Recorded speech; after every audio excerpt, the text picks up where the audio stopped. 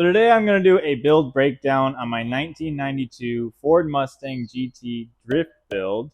And I'm going to go over what I built it with, how I built it, and how I got the car. I'm going to share the story of me buying the car and share with you guys why I'll never sell it. Alright, so the story starts when I met this girl. I had a Coyote F-150 at the time. I had the Ford Ranger build going. I had a 6-liter Power Stroke. So she said, so you're into Fords.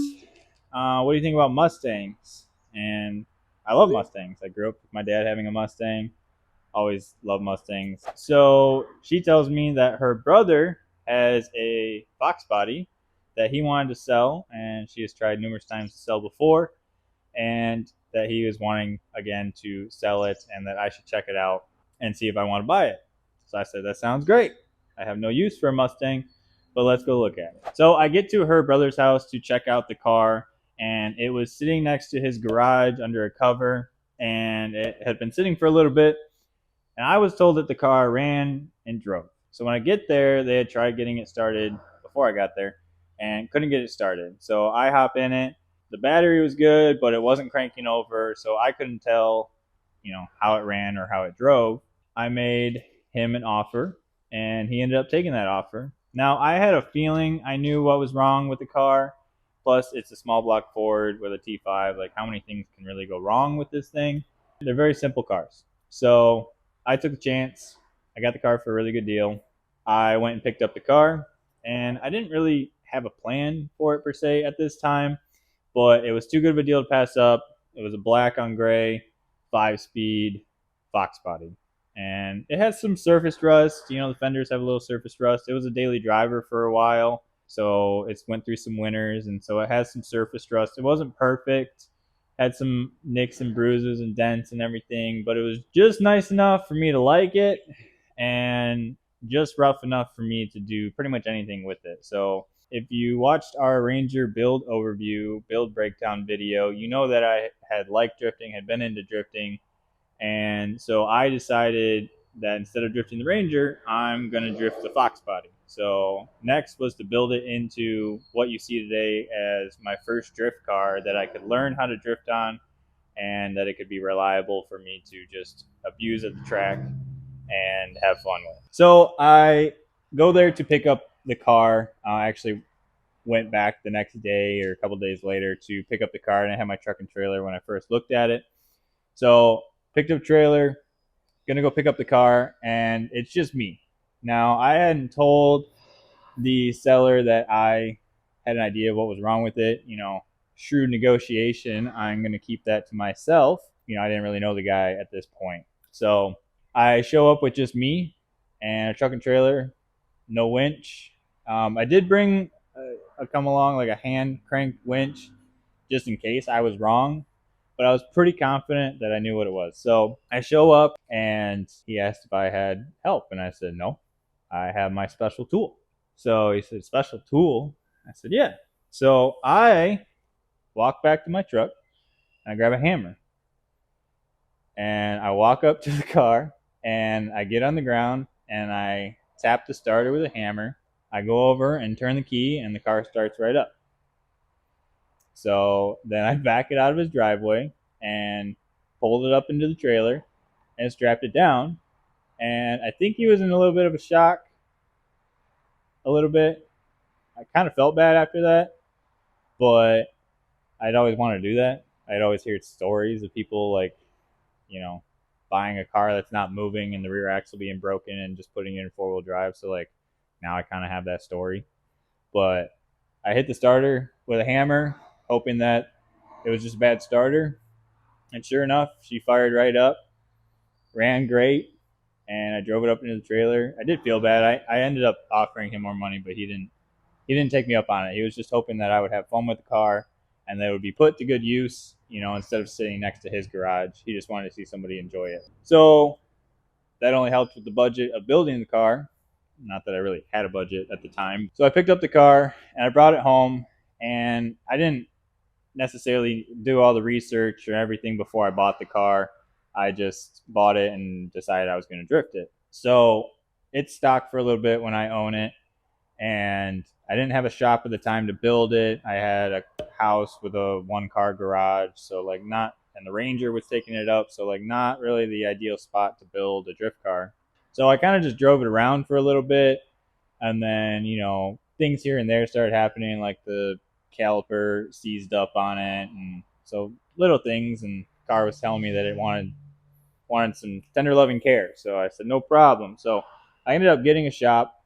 I brought it to that shop, and this is when the build starts. So I did a bunch of research and got a bunch of recommendations. And up by us, there's a company called Detroit Drifting Co. And Mike over there is highly recommended by the community, especially locally, for drifting Mustangs. So I get in touch with Mike, and at the time his catalog was a little smaller, but I pretty much wanted everything. I mean, I wanted his angle kit, I wanted the dual caliper kit, I wanted his bash bars, I wanted the hydro, and we did something a little special with the hydro that I'll show you a little later. And basically just ordered everything from him. I got the BCs through him and the coilovers and everything. And that's what I was throwing at the car. So I ended up stripping the car down in preparation, waiting for parts from him. And I got the kind of like the first round of parts. A lot of his parts are made to order. So I got like the first round of parts and got most of it together and just started building the car over the winter in preparation that it would be ready for that next drift season. Now, I wasn't in a huge rush. If you guys watched this past winter, I built the 335D in like a stupid amount of time quickly. And this one I took a little bit more laxed. I wasn't taking drifting as seriously. It was kind of just see if I like it thing.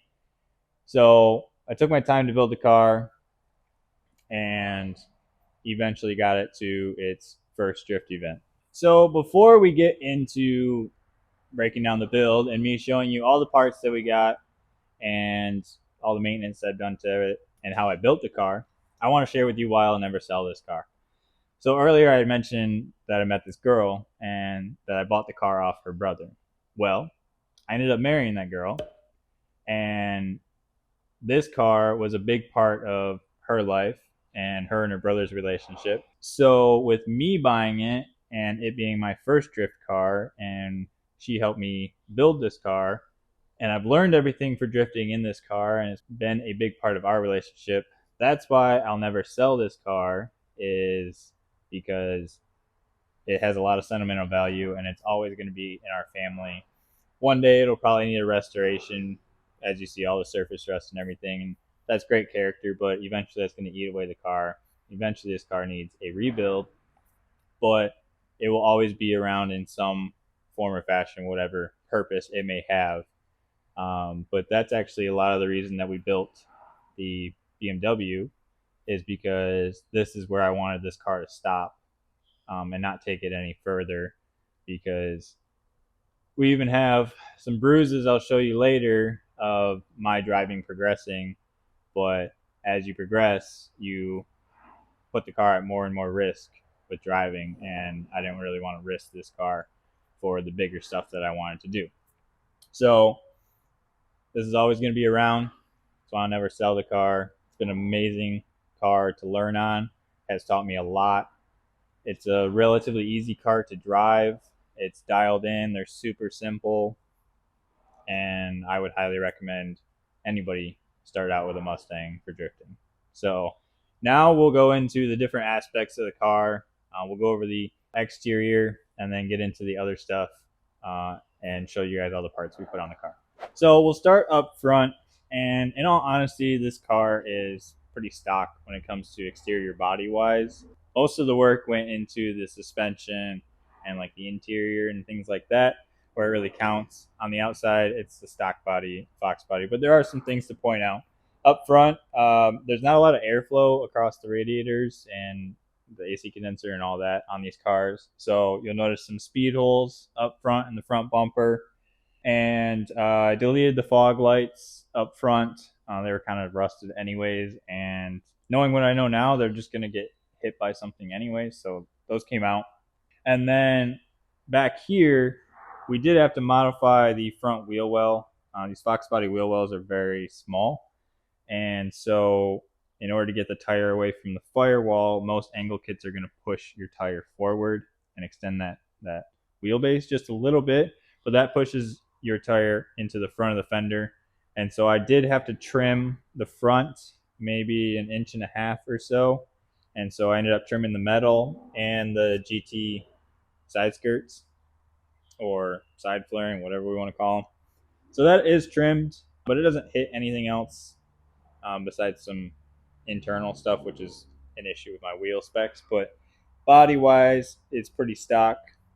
And we have like the stock side skirts and everything coming along the side, stock hood, nothing super notable until we get to the back. But I do want to mention that I have bash bars. So I have a front and rear bash bar. Those are from Detroit Drifting. They work really well on these cars. You do have to modify the frame just a little bit, but they hold up the bumper really well. And that's what I have my front and rear toe straps hooked up to so that this car can pass tech at most tracks. So that's what I have that hooked up to if I ever get stuck. That's what the truck can hook up to and pull me out, and it's actually attached to something versus just ripping off a bumper or whatever else you want to attach it to. But we'll move along to the rear and show you some stuff back there. Again, very stock body. Didn't have to do any modifications in the rear wheel wells. We stuffed these 225 tires in the rear very well. We do have the GT appearance package on this car, so that's where we get the nice wing.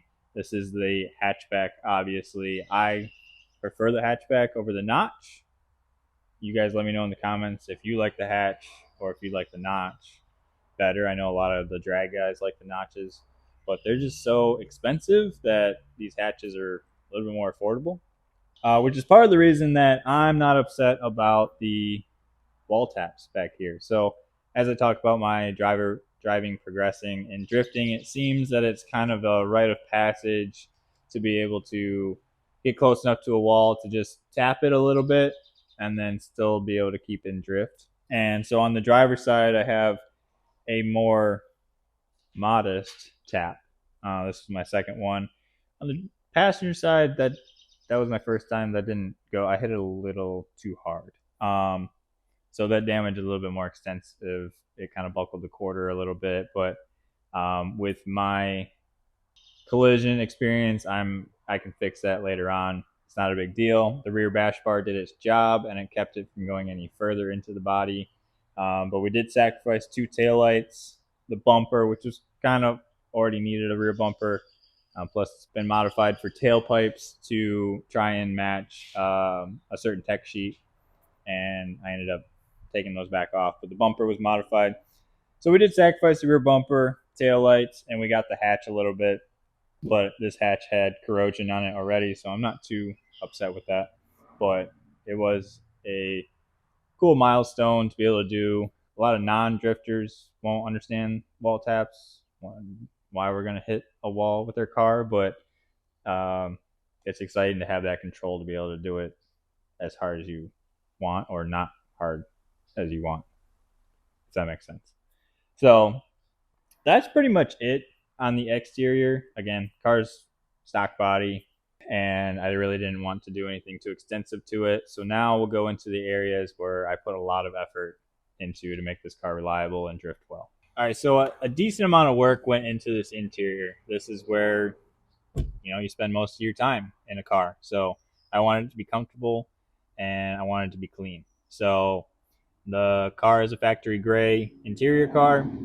We did get rid of the stock seats and put in these NRG bucket seats. They are gray, suede Alcantara. So they match the factory gray pretty good. And then we have a NRG steering wheel. It's not on a quick release or anything, but that's a leather steering wheel. I don't like driving gloves, so I didn't want a suede steering wheel. They get a little rough on your hands if you don't have driving gloves. So I went with a leather steering wheel. And then we have a short throw shifter with a custom Jack Daniels shifter boot, thanks to my wife. That shifter is, in all honesty, it's like a $30 Amazon shifter. It does work. If you have the budget, I would recommend you get something a little bit more expensive, maybe from a name brand. But for $30, it's kind of hard to say no to. Stuff does come loose every now and then. I do have to tighten it up, but it works well. And then right behind that is kind of a small, subtle thing that most people aren't going to notice. In these Fox bodies, or most Mustangs, the e-brake is on the passenger side of the center console. Now, I like pull-up handbrakes. All my cars have pull-up handbrakes. So reaching over to the passenger side of the center console kind of feels weird. You don't want to pull it as hard as you need to.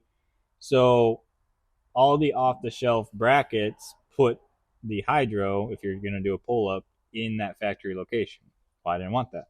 So I had asked that that bracket get mirrored so that I could put it on the other side of the tunnel, and then put the center console over top of it. So I actually modified the change like pocket where you put all your loose change and everything. I took that out and had the hydro coming up through that. I did have to do some clearancing because obviously the center console is not designed around that. But I was able to fit it to where it's right next to my seat, and it's really easy to pull that up and get the rear tires to lock up when I want them to lock up. Then I was able to keep my mirror switches in there as well. I still have a cigarette lighter and everything, and I think that it looks really clean, kind of like an OE plus drifting. Rest of the center console is factory, and then I just blocked off the factory e-brake hole. Ideally, I'd like to kind of 3D print something for that to make it even cleaner, because right now it's just electrical tape, but it looks pretty good. And then farther back from that, behind the rear seats, we have a roll bar. So this car does not have a full cage, but we do have a roll bar. So it's just this main hoop with some runners back. Those go into the rear wheel well tunnels. This is an off-the-shelf bolt-in option. There is some welding because due to shipping, they ship it in 3 pieces. So you do have to do some welding to it. We do have 4-point harnesses in this car, and those hook up obviously to this harness bar, which I also have my fire extinguisher hooked up to as well.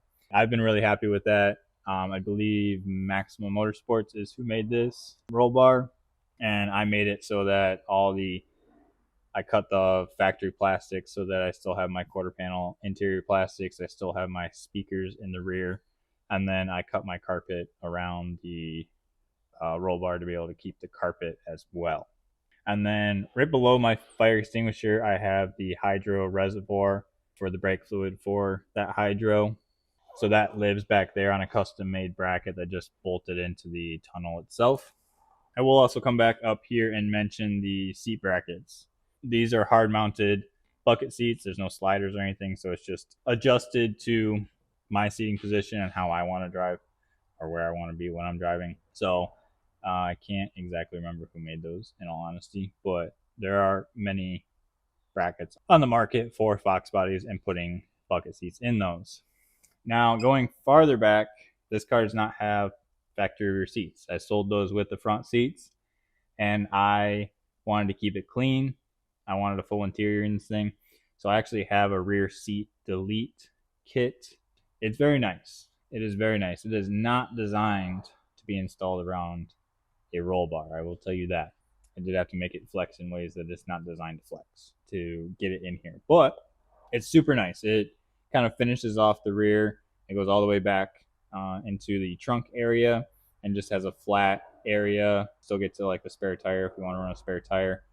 And then there's some cubbies up front that you can put stuff into as well. And it's gray to match the interior. Super nice piece. Just finished it off everything. Everything else in the rear is stock. You know, we just got stock interior panels. And then I do leave off the covers for the rear shock towers so that I can adjust my dampening whenever I want to adjust that. So that's pretty much everything on the interior. It doesn't sound like a lot, but a lot of time was spent in here to get all the finishing touches. You know, carpet around the roll bar in and out, because you got to install it, tack weld it, pull it back out, fully weld it, paint it. So there's a lot of time that was spent on this interior, but it's been great. It's been really good. So now we're going to jump into the other aspects of this car and go over those. So following along with the kind of keep it simple OEM Plus, there's not a whole lot done in the engine bay, but there is in certain key areas. So we have an upgraded radiator. I initially started with a stock radiator, but the first event, the car made it very obvious to me that cooling was an aspect that I needed to upgrade. So I have an upgraded, larger radiator, and then I also did the water pump. And I do not run a thermostat in this car. It just stays cooler. You can run a thermostat. I would run something like a 165 Fahrenheit thermostat that opens up a little sooner, but I just run no thermostat, and I don't really go to like colder events with this car. So it works well for me. So we have upgraded cooling system. The engine itself is pretty much bone stock. We do have some like shorty headers that we'll go over later on that were on the car when I bought it. But we're stock fuel injectors, stock timing, stock cam, just a 5-liter high output that they factory put in this car. We're even stock intake and everything, no cold air intake. Still running a mechanical fan, just replaced the clutch. That's worked really well for me. Now you will notice that there is no power steering pump. First or second event, the pump let go. Didn't like all the back and forth, lock to lock that I was doing. And this era of Mustangs with their power steering pumps are also known for having issues. And some people deal with them, some people don't. I chose not to. So I have swapped in an electric steering pump on this car. So it's out of a Volvo, actually, but it's still made by Fomoco, which is Ford Motor Company. But I got it out of a Volvo. There's a bunch of forums online of how to do it, but the factory power steering lines that went to the factory pump on this car literally screw right into that Volvo pump. And I have a custom bracket that I mounted it in the passenger fender well area, right behind where the factory fog light would go. So I just kind of custom made a bracket that bolts right up and holds it there. Ran some 12 volts to it. It'll run at 70% capacity with no CAN bus. So that's been great for me. No complaints. I just run 12 volts to that, ignition power on, and works really well. So that got rid of all my power steering pump issues. I went through 2 pumps on this car and then chose to go the electric route, and I don't regret it one bit. So other than that, we've just done maintenance. It's had a intake and all that has been resealed, and I've gone through a couple of distributors thanks to a couple of my buddies trying to help. I appreciate that so much. And then up front, the only other notable thing is we have access for the dampener adjustment on the BC coilovers, which have been great on this car as well. She's pretty much stock. I will mention that it does have a stock alternator. If you are going to do the electric conversion, I would highly suggest upgrading that. I have not, but I do notice that I'm like at the top point of what this electrical system can handle. Any extra input and lights dim, and you can tell that the alternator is giving it all it's got. So I would definitely recommend upgrading that so that it can handle the electric power steering much better. That's pretty much it in the engine bay. Now we're going to move into other things and show you other parts of the car. So now we're going to go over everything on the underside of the car, the good stuff, the suspension, what makes this thing drift and makes it drift really well. So underneath, we did a lot of work. So right up front, we have a tubular K-member. This is a BMR tubular K-member. The reason I got that one is it's the only one that states that you can use it with stock arms. Obviously, these are not stock arms, but this angle kit is designed to work into a stock subframe. So I didn't want a K-member that requires you to use their tubular arms. So that's why I got the BMR. It's been great. It's pretty affordable.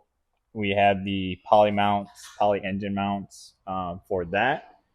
Up front here a little bit more, we have the steering rack. So this is just a Reman steering rack for this is a Foxbody steering rack.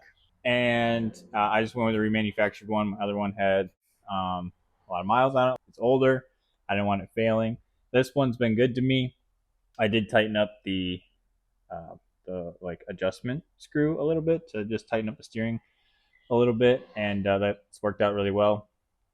Coming out here to the outside, We do have SN95 or like New Edge inner tie rods. So anything from a 94 to 04 Mustang, we have their inner tie rods and outer tie rods. These are just AutoZone, OEM, whatever I can get. Inner tie rods. I think actually one is OEM and one is AutoZone because I bent one at the track. So both have been good to me, no issues. And just some stock replacement outer tie rods. There are high clearance tie rods, outer tie rods that they make for these cars. I've never really had an issue. I got a lot of angle in this car, and I hit my wheel on my control arm, and I have other clearance issues before we get to even tie rod stuff. So I'm not too worried about that. And then let's get into the angle kit. So this is Detroit Drifting's OEM Max angle kit. So you have their tubular and plate steel control arms, a really nice piece, nice joints, and then they have a stock style ball joint out here at the end. And then we have a cut knuckle. So these are, again, New Edge knuckles. So that's how I got the 5-lug swap. So I went from 4-lug that these Foxbodies are factory to 5-lug. There's a lot of different ways you could do that, but the way I did it was I went to the junkyard and got some knuckles out of 2001 Mustang, 99 to 04 New Edge. Get the knuckles out of it. Doesn't really matter what trim level.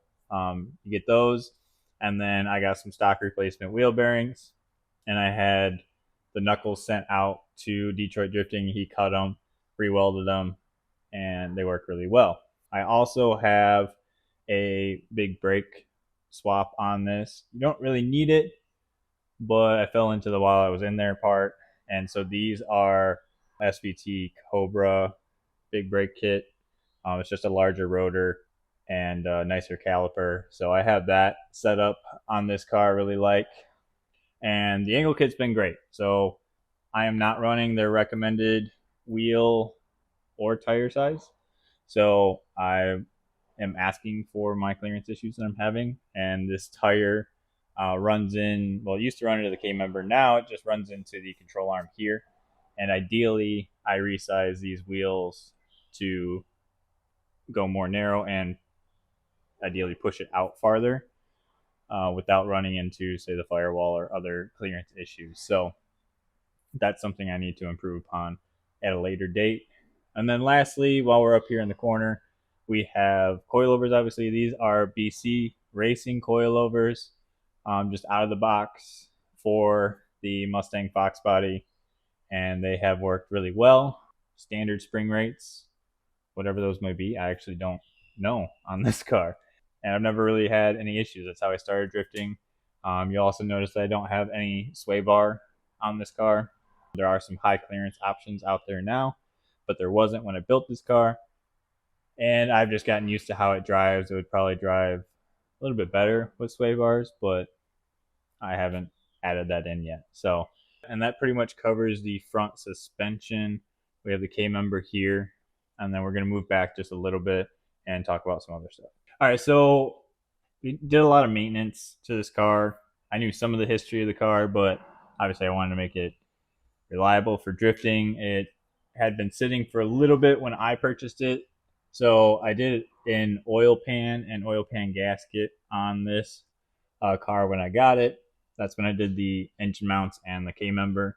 And then I got a couple events out of the clutch that was in it. And then actually my rear main let go and dumped oil all over everything. And then when I had that out, I noticed that my old flywheel had a bunch of cracks in it.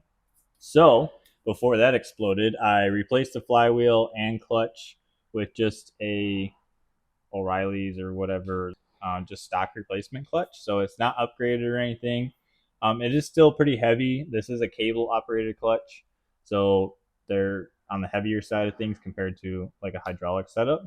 And it held the power great. You know, factory 302 car. It's not really like souped up or anything. We do have, I think, BBK. I think shorty headers on this, and then an off-road H-pipe going to like Flowmaster 40 style mufflers, maybe a little bit quieter than those. And it gives you that typical like 90s V8 rumble that I love. And so haven't really messed too much with the exhaust. I've had a couple iterations of like tailpipes, but the current setup on it is my favorite. So we have the clutch, and then you'll notice the poly trans mount to match the engine mounts as well.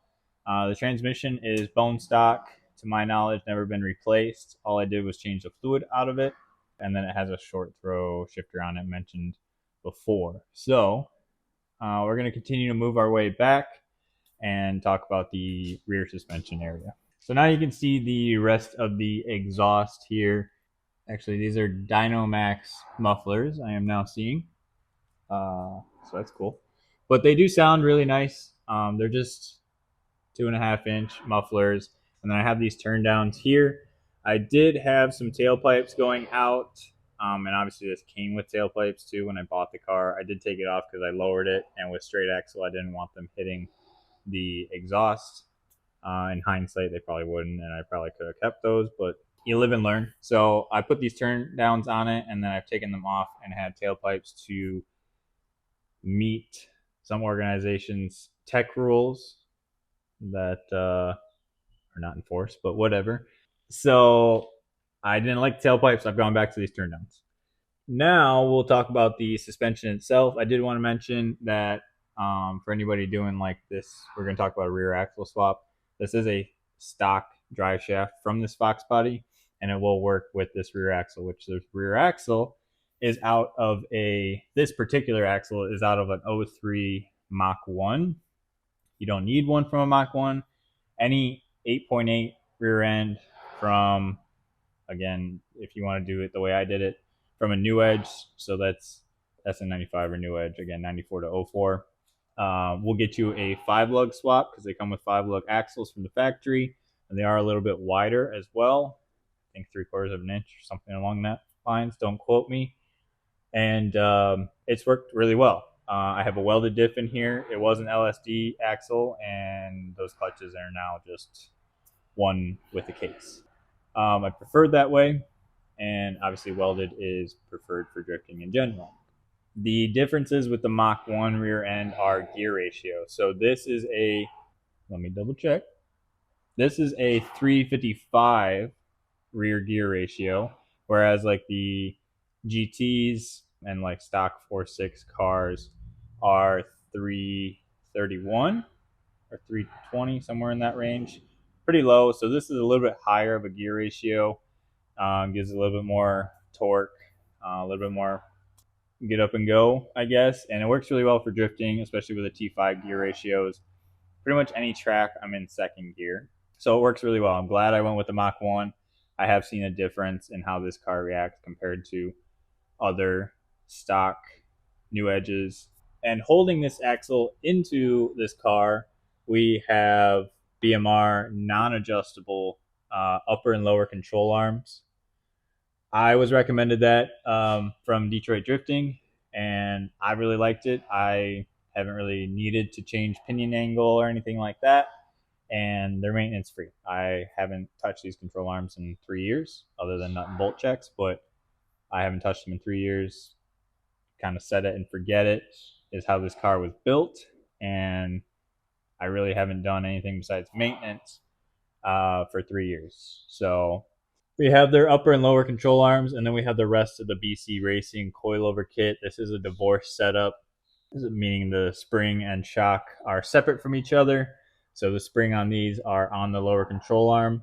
This is standard rates, and then there's standard shocks in the rear. And then going out a little bit farther, we have a glimpse of the dual caliper setup from Detroit Drifting.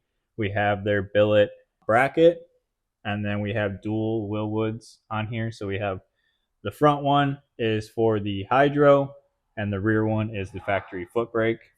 I absolutely love this setup, and it's worked really well for me, and I would recommend it to anybody. And then we just have some like factory rotor replacement slotted to match the front. and these have aggressive track pads in them as well, which sucks for dust, but is great for grabbing when I want it to grab. So with a car of this age, you're going to come across maintenance. As we've seen, we've done like oil pan, gaskets. We did stuff in the engine bay. This car had a lingering kind of fuel tank issue. And so I ended up replacing the fuel tank. Actually, when I first built the car, I noticed that the plastic tray had kind of corroded the tank in many areas. And long story short, that ended up having holes in it, and I kind of patched it, but it needed a tank. So I ended up replacing the tank and the fuel pump. There's also a story of how I was given a fuel pump, and it had been out of the car for a while, so it was seized, and that ended up burning up my harness. And so now this car is rewired for the fuel pump and has upgraded wiring, but it's just a stock fuel pump and AutoZone replacement tank. That's worked really well for me. And that's kind of the only downside of these older cars is you're going to have to maintain it and replace the things that are older, 30 plus years old, that need to be replaced to keep up with drifting. So that's pretty much it on the underside of this. You'll also notice that it's a pretty clean car for Michigan. It does have some surface rust. It's not pristine, which is why I was okay with drifting it. So we did do kind of like a little restoration on the underside of this car. Got rid of some of the rust and undercoated it, and it's worked out really well. There is some of it popping back, so eventually this car will need another rebuild, but it's been really good for the last 3 years. That should be it underneath, and now we're going to talk about wheels. Okay, so we'll talk about the rear wheels real quick. These are 17-inch work VS wheels. I always forget the exact model, but they match my Ranger, so that's cool. But these are 17 by 9s in the rear. I run no spacer, and it's a pretty good fitment. Right now I'm running 235, 45. Yes, 235, 45, 17 tires. This is really just a street setup. So I do drift on these wheels, but I typically just keep a street tire on them. And this is kind of just the go to get ice cream, go for a cruise kind of wheel and tire setup when I want it matching. I do have a bunch of other drift spares for this car, and those are just 17-inch base model new edge wheels, and just got them cheap on Marketplace. And then those are the ones that get drifted on all the time. I typically run a 225, 45, 17 tire on this car, and has worked really well. Affordably priced, common size, works out good. And up front, we are also running 17s. These are 17 by 8, matching wheels to the rear. These are the wrong specs. These are not, like I said earlier, what Detroit Drifting is recommending for offset and everything. I don't know the exact offset of these wheels right now, but I do run a 25 millimeter spacer or 1-inch spacer back there. So ideally, these need to be resized. I probably would go to like a 17 by 7 or 7.5, which means I would re-lip and re-barrel them, and then get it so that the face is where it's supposed to be, and then bring the tire out. Currently, I run a 225/45 tire up front. These are Kenda's 300 treadwear tires. Has worked really, really well. I have 3 years out of these, and they probably could do double that. So that's what I run right now. But these spec and this offset, which I would say 17 by 8, this is probably 3-inch, 4. This is pretty close to probably like a plus 10, plus 15, if I had to guess, offset on these. And I need more. I need it farther out. So that's what I'm running up front, and has worked well for me. Besides running into everything, so I could run rack limiting spacers, but I haven't done that yet. These do run into my lower control arms. They used to run into my frame and K-member, but then I put the spacer on here and I have got them farther away. But that's my current setup up front. We definitely need to improve upon it, but it's expensive to resize wheels So I haven't done it yet, but that's what we're running up front.